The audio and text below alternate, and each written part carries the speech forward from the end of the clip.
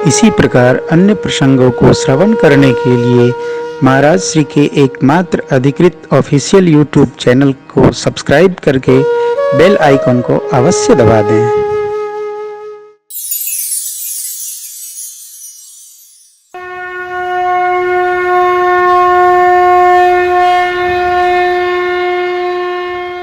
बाबा और माँ का ब्याह हुआ, आए कैलाश पर और गृहस्थ आश्रम परमार्थ यात्रा का प्रारंभ है। मैं तो कहा करता हूँ भारतीय समाज का मेरुदंड है गृहस्थ आश्रम। इससे सभी आश्रम पुष्पित पल्लवित होते हैं। भगवान शिव सत्संग पूर्वक कैलाश पर सानंद रहने लगे। करहि विविध विधि भोग विलासा।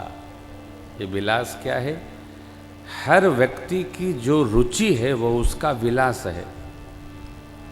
विषयी का विषय विलास है और भगत का भजन विलास। शिव बाबा का सुन खगपति यह कथा पावन। अरे ये पावन कथा भक्तों का विलास है। कथा गाना विलास, कथा सुनना विलास, सुनाना विलास। हमको आपको कथा न मिले तो लगता है कुछ खो गया है, या रस ऐसा है। धाम में नया हो तो लगता है कुछ हेराई गया है। हर व्यक्ति की जो रुचि है वो उसका विलास है। वैद्य जी जड़ी न ढूंढे तो उनको अटपटा लगता है, भगत भजन न करे तो अटपटा लगता है। संसार में जो जैसी रुचि भगवान बना के जिसको भेजे, रुचि भी हमारे कर्मानुसार ही बनती है। ये पुराणों में अलग अलग वर्णन है। तो अब कैलाश पर बैठकर बाबा भगवत भजन में प्रवेश करना चाहते हैं। इसी क्रम में माँ पहुँची हैं। माँ की अपनी प्रश्नावली है प्रणाम उपरांत। आइए थोड़ा पंक्ति स्मरण कर लें। बैठी शिव समीप हर पूर्व जन्म कथा। देखिए देखिए देखिए देखिए, हमारे आपके साथ कुछ नया नहीं होता। हमारा आपका जीवन पूर्व जन्म के कर्मों से आवेष्टित है। मैं यूं कथावाचक नहीं बन गया। हमारे पुराकृत कर्म इतने श्रेष्ठ थे जिन्होंने जबरन हमको अयोध्या पहुंचा के कथावाचक बना दिया। इसलिए हम इस जन्म के निर्माण में लगे हैं। अरे भाई अब कोई भूल न हो। आपसे भी प्रार्थना है, आप सबका पुराकृत कर्म इतना श्रेष्ठ है कि आप श्री अयोध्या जी पधारे और यहाँ रहिए, चाहे घर रहिए। कर्म ऐसे करिए कि हमारा अगला जो संचित हो रहा है उस संचित हमारे प्रारब्ध को दिव्यतम बना डाले। इसी का खेला है। पूर्व जन्म के कर्मों के व्यवहार से, फल से कोई बच सकता नहीं। इसलिए मैं तो निरंतर प्रार्थना पूर्वक सबसे कहता हूं, भाई कर्म खराब न हो। कर्म का खेला है, सब कर्म का लीला है। तो जब हमको पता है कि कर्म की लीला है तो कर्म को ठीक रखना। कर्म अपने बस में भी है। कर्म दूसरे के हाथ में नहीं है। हमारा प्रेम भूषण का कर्म प्रेम भूषण के हाथ में है। जब हमारे हाथ में है हम तो ठीक तो कर ही सकते हैं।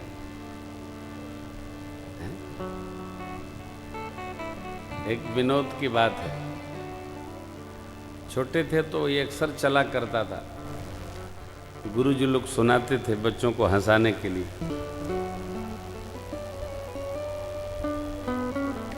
किसी विद्यार्थी ने परीक्षा में गणित का प्रश्न हल करने की जगह पर लिख दिया, गुरुजी को सादर प्रणाम, पास करने की कुंजी तेरे पास है, अगर पास कर दो तो क्या बात है।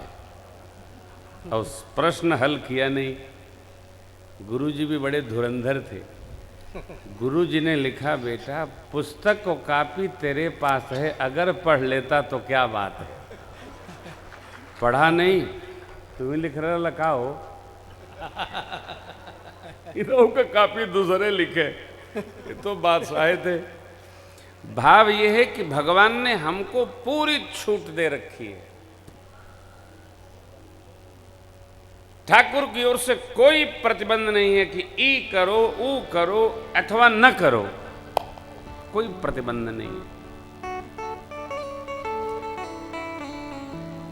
अभी मैं लखनऊ में 10-12 IAS अधिकारियों के साथ बैठा था, तो एक प्रश्न खड़ा हुआ। मानस में लिखा, गीता में लिखा।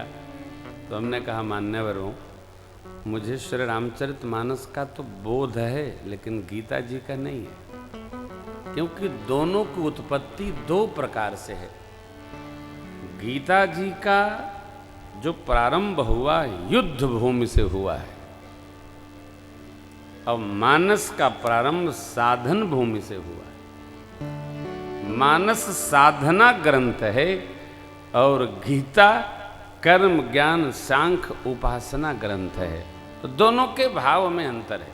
देखिए, जो बात आप प्रेम से कहेंगे उसकी भाषा वाणी अर्थ अलग होगा, और जो आवेश बस कहेंगे उसका एकदम अलग हो जाएगा।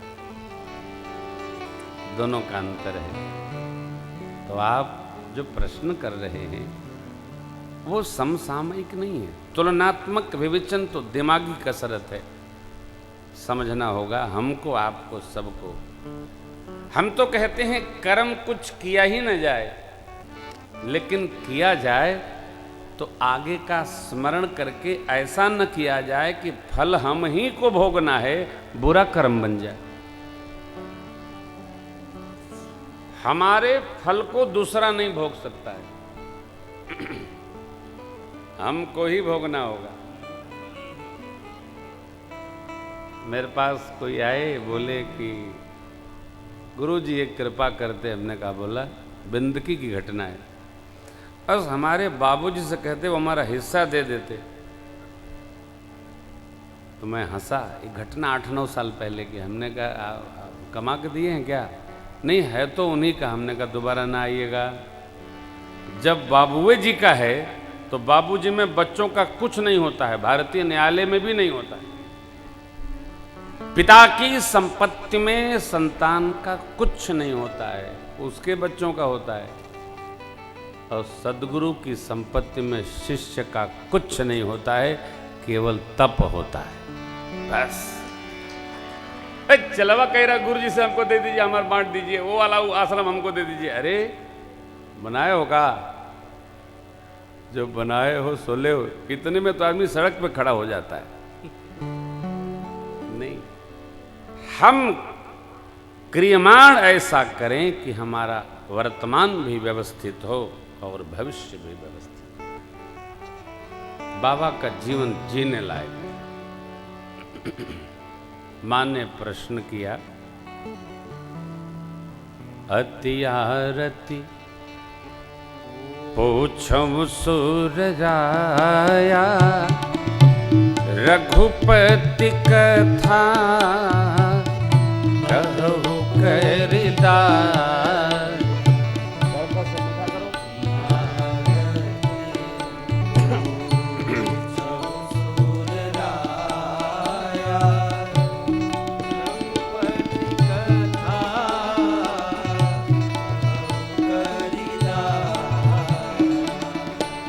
प्रथम सुकारण कहु विचारी, निर्गुण ब्रह्मा सगुण बपुधारी। प्रथम सुकारण कहु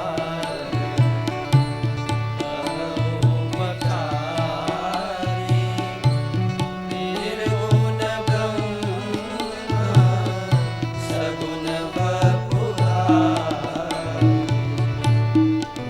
प्रभु कहु हे रामय अवतार, बाल चरित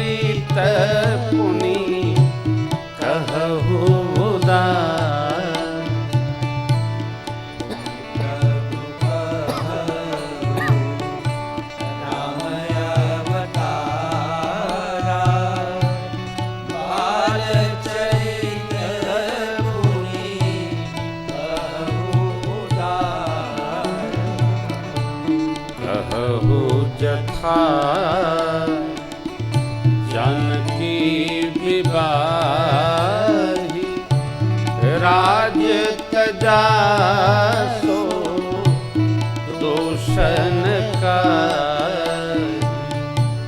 कहु जथा की विवाही राज तजासो दूषण बन बसिके चरित अपारा कहु नाथ जिमि रावण मार बन बसिके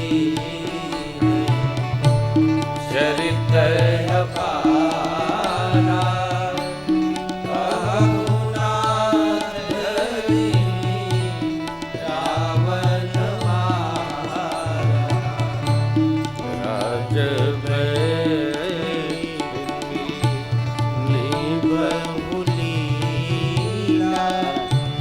सकल कहु संग करे सुख सीना राज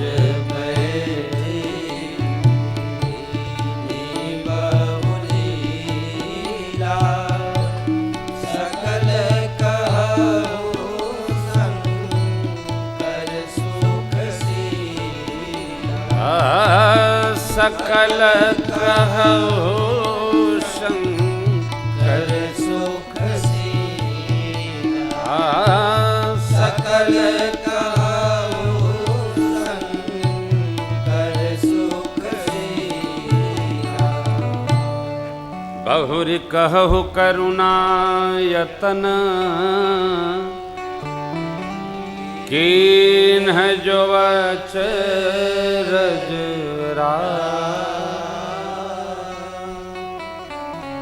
प्रजा सहित रघुवंश किम गवने निज प्रजा सहित रघुवंश किम गवने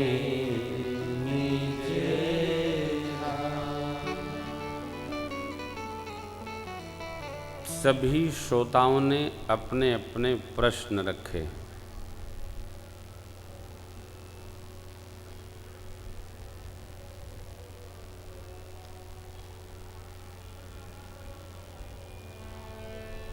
माँ भगवती पार्वती जी के 14 प्रश्न हैं। कोई कोई महात्मा 9 प्रश्न कहते, कोई 16 कहते, कोई 22 कहते, जिसने जैसा देखा वैसा कहा। पूर्वार्ध के बाद उत्तरार्ध के प्रश्न तत्व विज्ञान से संबंधित हैं।